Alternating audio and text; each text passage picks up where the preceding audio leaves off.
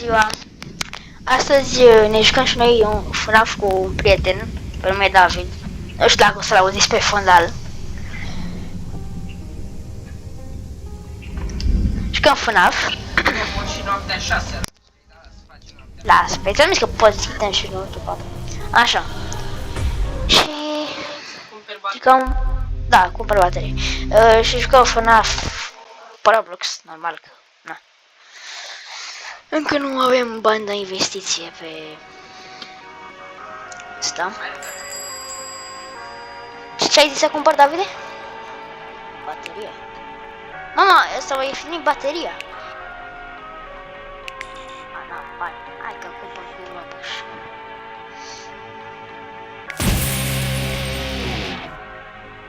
$300 și ceva, mi se pare. Am cumpărat baterie, iar și un trep. Stai să văd câte trep. 15, ok.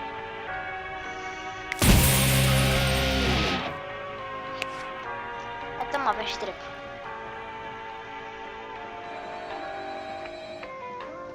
Dar nu știu cum se pune trep. Scrieți voi în comentarii, chiar nu știu cum se pune trep. L-am cumpărat, da. Chiar nu știu. Dar ce e noaptea 4-9, Davide? La ce oră, cam așa?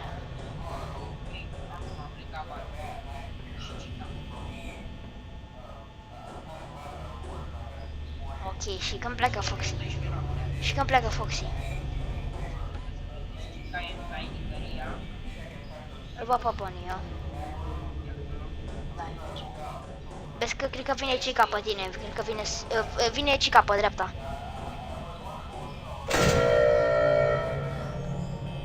Dacă știi de ce nu te uiți?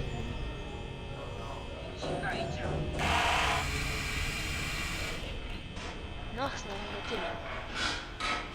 Deschide-și tu și uite. Fascină. Uite la Foxy că mi-e frică dacă aia vine instant. Face 2 pași aici și mă uit. A plecat Foxy.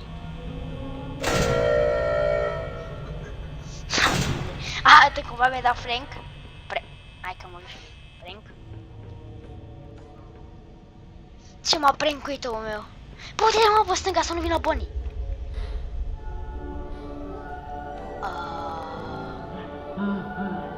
Freddy a cântat Freddy. Bă! Ești afară? Da? Intră! Freddy vine după partea lui Cica. Când îl auzi că face așa, e invizibil și intră la tine în birou. Și lasă-mă doar să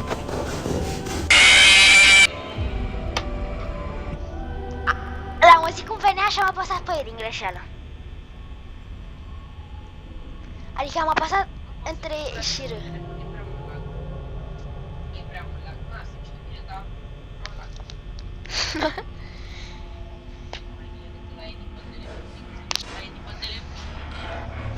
Și cam asta a fost episodul, băieți.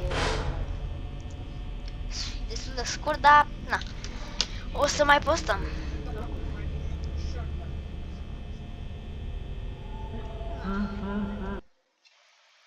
Haideți să o zi bună.